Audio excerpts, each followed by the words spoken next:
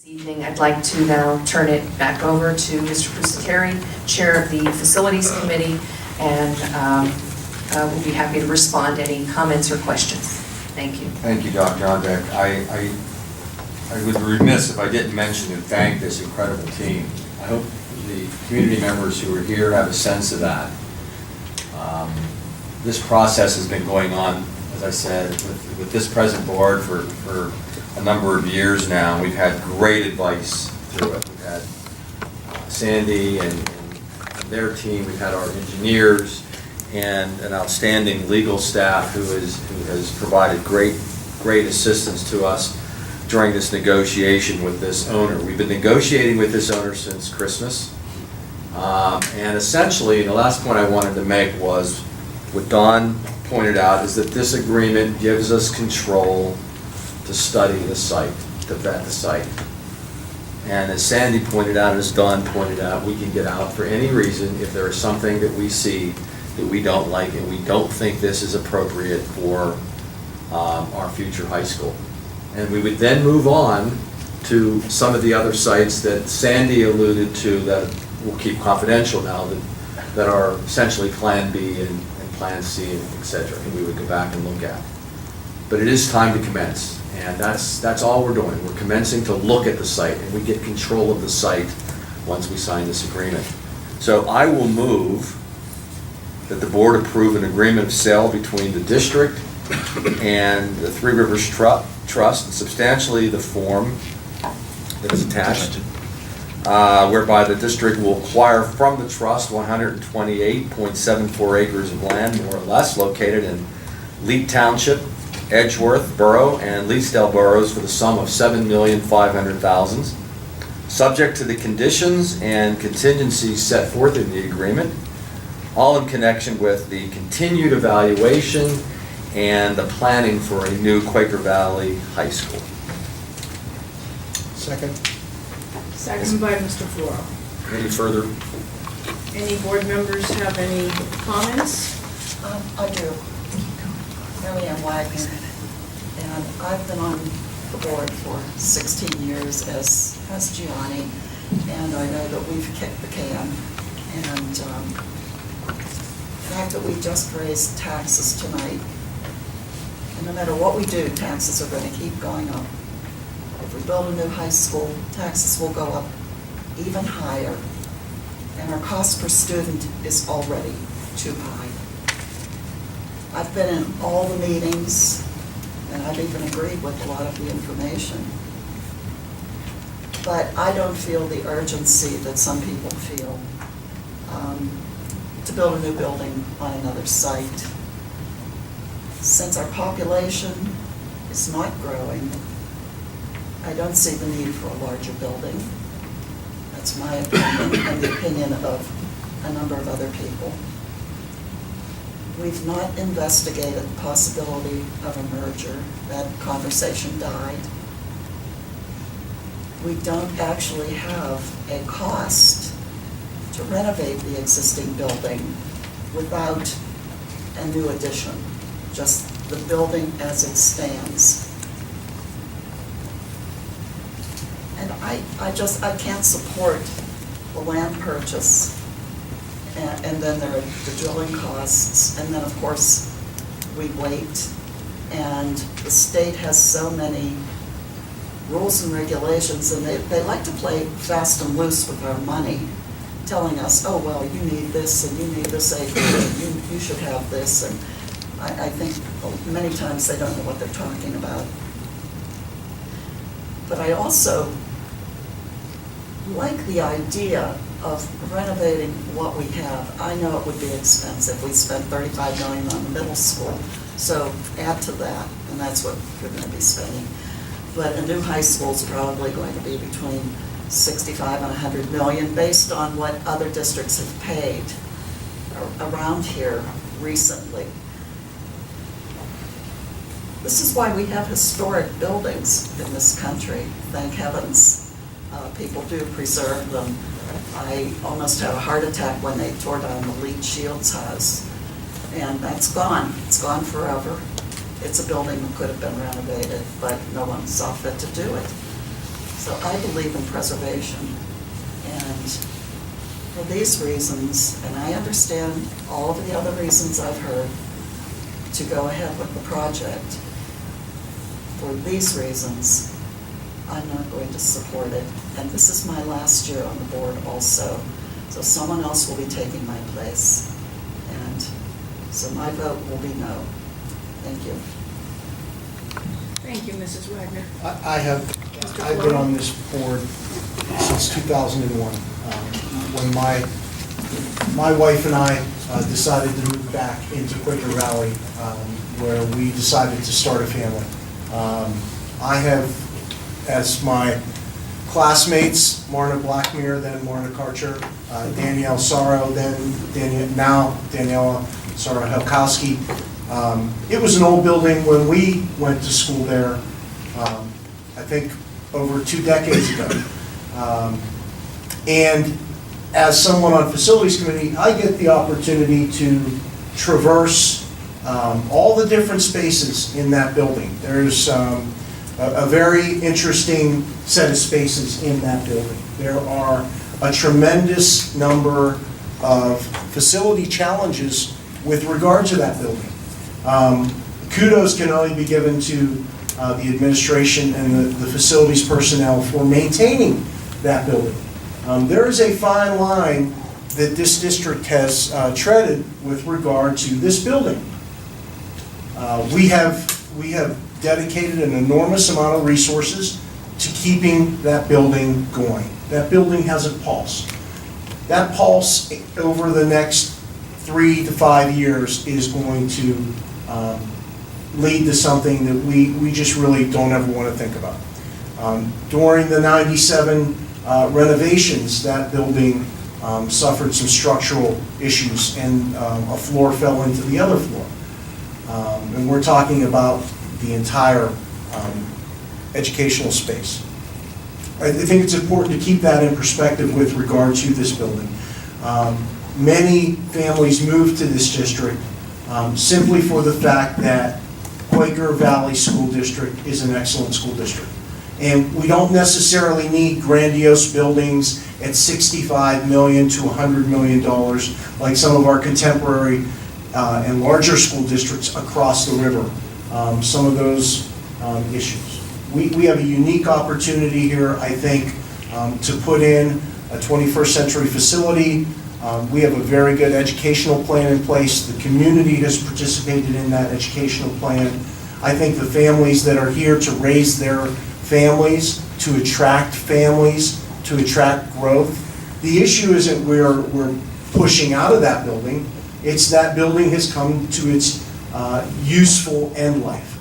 And that's what happens with regard to a structure that's almost a century old. So this effort to get our students into a new building has my full support. It will continue to do so. Something that has not been mentioned is that we've had the good fortune of having facilities available in neighboring districts where we could send our students. With regard to our high school population, we don't have that luxury. We need somewhere where our students can continue to go to school while this new facility is constructed. Thank you. Gianni, I have one more comment when you said what a great school district Quaker Valley is, and I have to agree totally. We have so many successes with our students, and I think it's all due to the excellent teaching staff. I can't say enough about it. If you have good teachers, you're going to have successful students, and I think that's really the key, is the teachers. That's it. I appreciate that off of one of your colleagues' campaign signs. I recognize that, but in the same respect, we do have to give our students and teachers an environment in which they can excel at what they're doing. These students deserve it, the families deserve it, and quite frankly, the district has gone on kicking this can down the road long enough, and I think this board has to demonstrate a level of resolve in pushing this project forward. Thank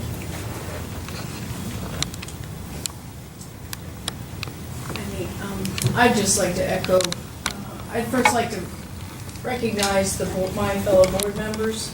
As Mr. Pusateri mentioned, we started talking to this potential seller back in December. We thought we'd be here many months ago. It's very exciting, we're now finally here. It doesn't come with, this board of 9 has asked tough questions. We don't come to this lightly. It is a very complicated project. I think when we look at the current building is almost 20 years old.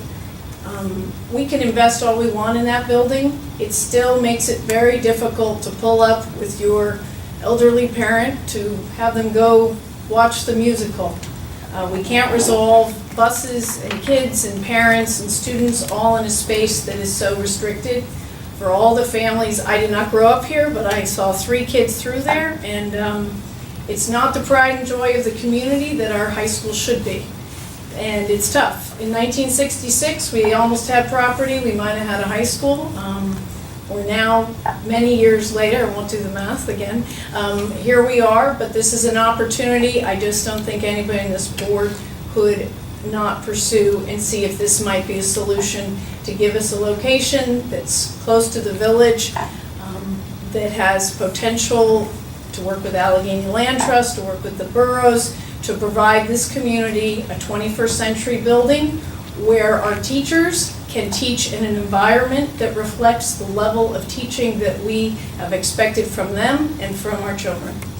So that's where we are today. May I make one other Yep. point? Sorry. I'm glad you mentioned just at the end of this, one of the advantages to this property is that it is so close to the village. Not in the village, but close to the village. And I had 4 children who went through that school, and anyone who's been to meetings over the last 10 years knows that my preference was to stay in the community. But this is the closest large tract that we have found close to the village, and I think that should not be lost on anyone. I did want to say a couple things, one of which is that I have a background in commercial real estate. Like Sandy, I'm a general real estate appraiser. And what I've observed and tried to help along is that this board and administration have really leveraged the expertise that this group has been able to bring to bear on this project. And that's been really, really critical. I think to the best of our ability, we've been trying to show that the status quo of staying in the existing building is not going to be free. The status quo is going to require substantial investment in the building in coming years, and that investment is going to result in a subpar educational environment for students, which I think would be a real shame. Going forward, I think that we do need to consider what are we going to do with the building. It is historic. My grandfather graduated from there. My grandmother graduated from there. A lot of our parents have graduated from there as well. It's a really interesting site for a developer. I know that the Glassport Elementary School has similar site challenges, very little parking. It's a building approximately the same age. It was constructed in 1930. It's being converted now by an enterprising developer into senior apartments. And I think that we need to consider what are the options for the building down the line if we pursue this site or another site. I would like to, many of you are here, you've listened to this presentation. This was the first time the board has heard from our broker in such a thorough way. We appreciate a lot of the information we heard. Do we have comments? I think it's most important. Questions will be all summer. We're going to have a website up and running. We'll have an opportunity. Maybe we'll have some public meetings for those who aren't here. But any comments before we take our vote? Yes. And identify yourself. Jeff Morrow, Sewickley Heights. I would like to say that I think that the arrangement that was negotiated is a very prudent one, in that if the site is not turn out to be an effective site, that the money that the school board is putting up will all be returned to it. I think that shows fiscal sense. And obviously, you're moving on to hiring somebody to do all of the various work that needs to be done to explore the site, and that obviously makes sense. The only other comment that I would like to make is, I do think that when you get to thinking about what the site development costs are going to be, the fact that we do not have cost estimates for rehabilitating the current site makes it very difficult to make the most economical decision, but maybe those estimates do exist, and what I heard today was it would be very expensive, but I didn't hear anything quantitative. But I congratulate the school district and your lawyers and your broker on the way you structured this deal. Thank you, Mr. Moore. Okay, yes, please identify yourself. I'm Joan Murdoch. I served on this board a number of years with Mrs. Wagner, Mr. Floro, and I also was recently involved in the famous Pink House renovation and all of that cost. There's so many things that I want to say. First of all, I want to thank the board. I don't think the public realizes how little discretion you have in terms of the budget. You have the Peasers, which Marianne and I have went to, and other board members have gone to Harrisburg, and Johnny Floro had pulled me away from somebody. I was getting so emotional. So we have the Peasers, which is out of our control. We have a terrible ratio from the state. I think a lot of people don't realize this. It was negotiated, I believe, Mr. Clare, in the 70s, and it's where we get 15 cents on the dollar. And the other school districts that we're compared to, that we're expected to be as good as, and we are better than, we were just named the most competitive in Western Pennsylvania. Thanks to people right here.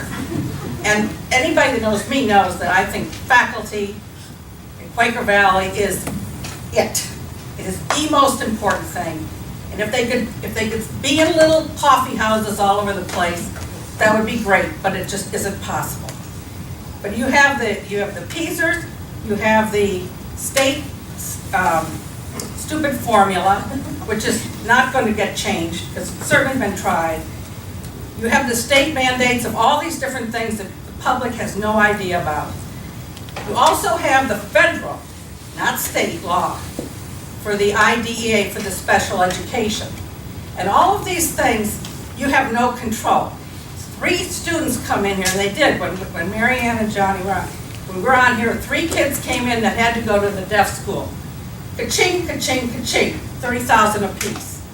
If that same year, it didn't happen, but if that same year, in a budget like this, if my little grandchild is now going to kindergarten, maybe, if it's accepted, but if the kindergarten has a huge run on new kids, the special ed students by law have to be, all kinds of money has to be spent.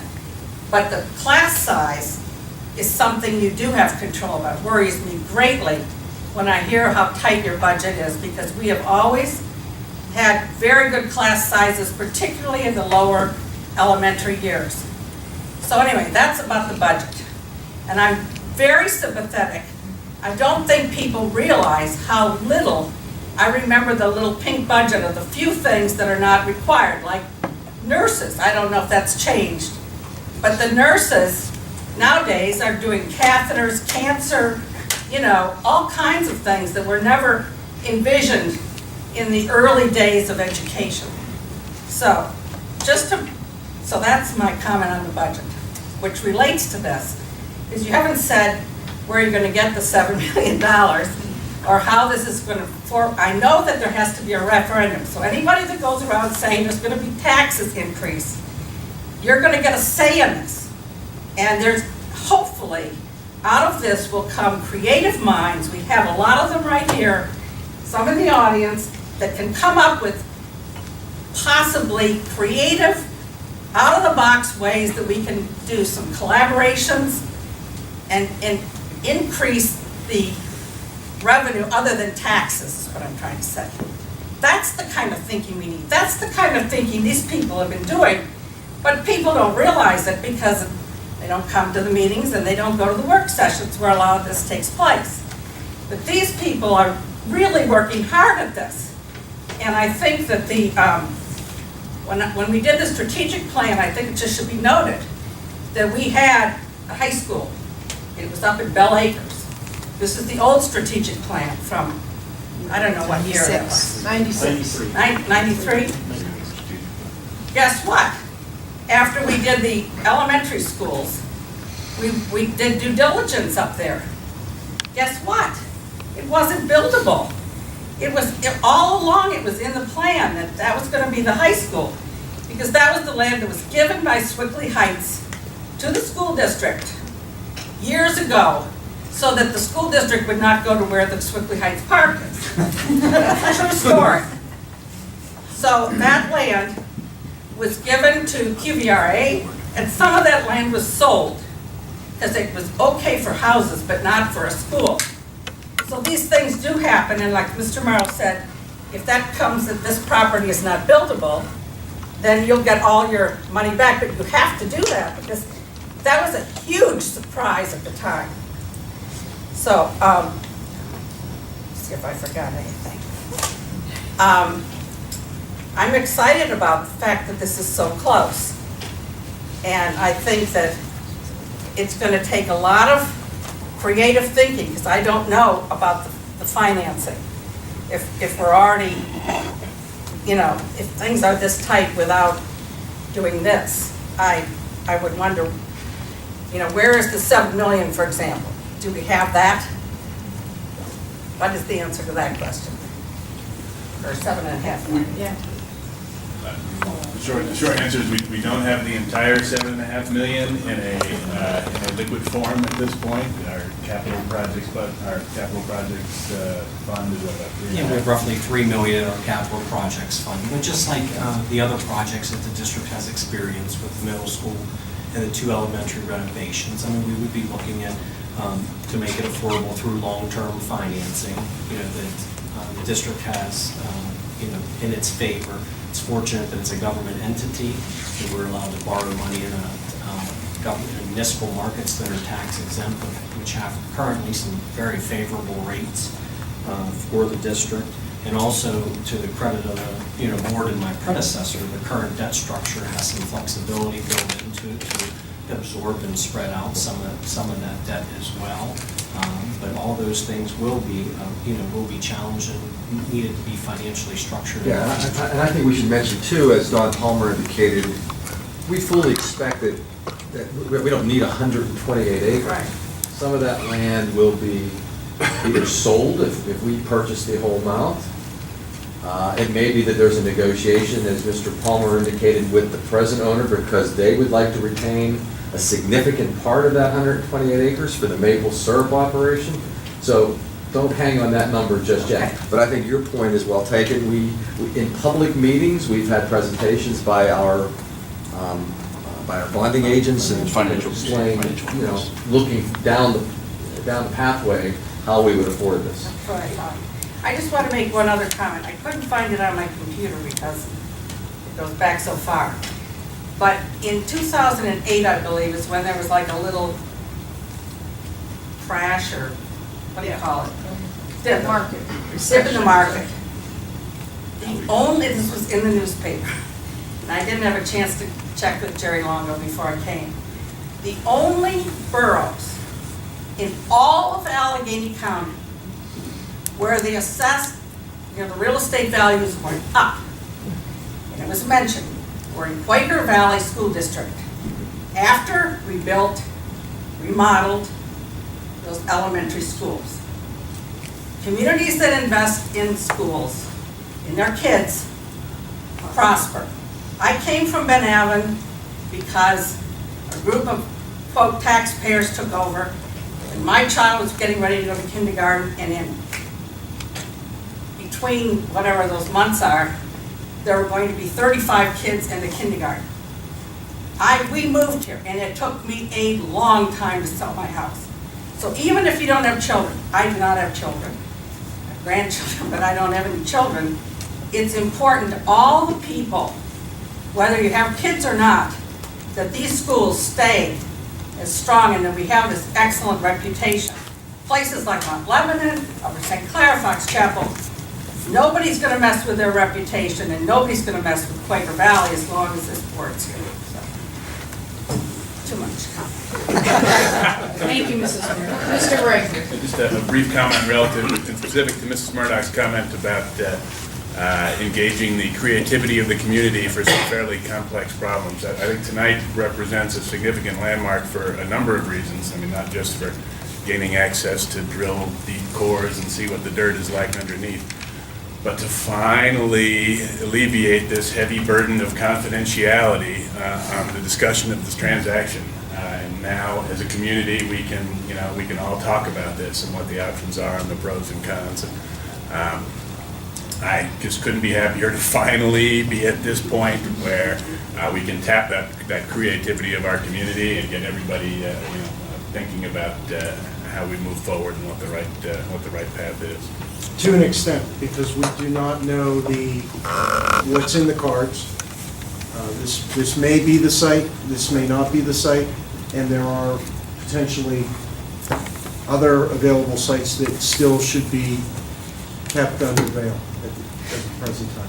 And I was approached by somebody who does have an idea, but he wouldn't tell me the other day. So, That's really if common. people do have ideas or know of properties, keep us posted. Yes, Mr. Morrow.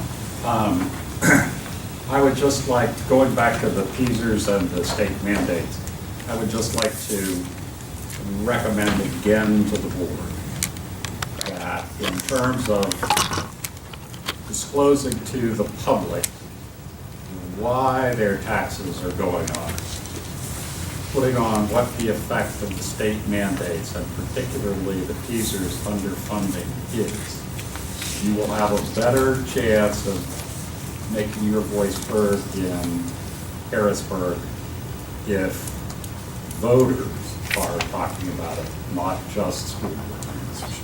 Yes, thank you, Mr. Morrow, who made a recommendation last week at the work session about perhaps as we look at a new budgeting year that I believe Scott might start in the morning, but how to engage the community, to educate them. Also, we have people in our community who can help us in Harrisburg as we try to, if we can resolve some of that, it will open up some piece of our budget to provide some borrowing. So that is another reason we have mandates and current issues, but we also have to keep the vision of the future going.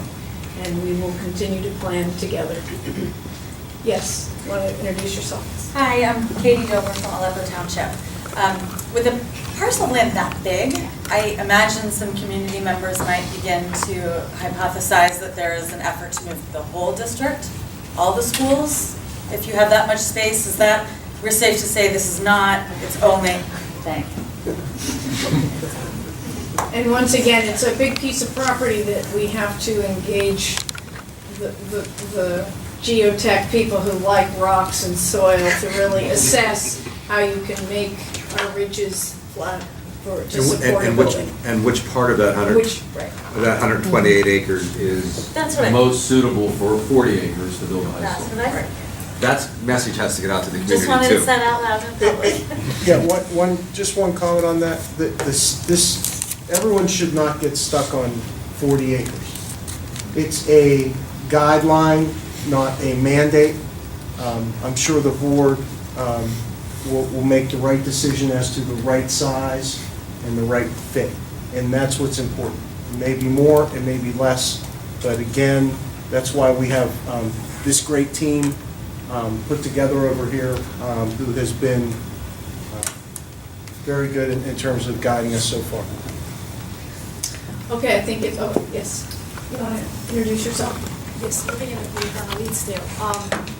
Since the location of the 40, how many acres it ends up being, is being discussed, perhaps I'd like to put out there right away the consideration of having some sort of pedestrian access from the Beaver Corridor and the areas of the outlying areas of Leedsdale to the proposed area where the high school is going to be, because having the school in Beaver Corridor where it's accessible for people who walk and ride public transportation has been really important, valued by many in the community. And looking at the layout of the land, I see there is maybe a possibility, like Mount Lebanon does, they do little walking paths between people's properties, and it looks like it may be possible, so maybe that's something that could be considered. Yes, that is definitely on our list. And we have a certain community member who feels in 25 years we won't all be driving anything. So we shall see what the future holds, but walking past, definitely. I think at this time we'd like to take a vote. Board members are, again, thank you for all your hard work. Mrs. Cardone, you want to read the motion again? Actually, Dave has the better. Yes. I move that the board approve an agreement of sale between the district and the Three Rivers Trust in substantially the form that's been attached, whereby the district will acquire from the trust 128.74 acres of land, more or less, located in Lead Township, Edgeworth Borough, and Leedsdale boroughs for the sum of $7,500,000, subject to the conditions and contingencies set forth in the agreement, all in connection with the continued evaluation and planning for a new Quaker Valley High School. And there was a second. And Mr. Floro seconded that. Yes. Correct? Correct. Yes. Okay, so if you'd like to, thank you. Okay, Ms. Blackmer. Aye. Mr. Floro. Aye. Ms. Halkowski. Aye. Ms. Harris. Aye. Mr. Kuzma. Aye. Mr. Pusateri. Aye. Mr. Riker. Aye. Ms. Wagner. No. Mr. Waters. Aye. Okay. Thank you, and the motion is approved 8-1. And thank you, everybody, for your engagement in this complicated but exciting juncture as we move the district forward. So we have a second motion that I'm going to present. We've spoken in great detail about how we now need to evaluate the site. And the board has reviewed multiple engineering firms, and we have determined to engage Phillips and Associates to do this. And so I will move that the board approve the engagement of Phillips and Associates as consulting engineers to assist the district's due diligence evaluation for the suitability of the Three Rivers Trust property for use as a high school development site in accordance with the terms in terms of that agreement, not to exceed $278,100 pending further review of the solicitor and the administration. Second. Second by Mr. Floro. Any discussion? Okay. All those in favor? Aye. And those opposed? No. Motion does carry to engage the engineers who joined us this evening to start work in the morning. After you talk to Mr. Clare. That concludes our facilities meeting for this evening. We still have the Personnel Committee for those who'd like to stay.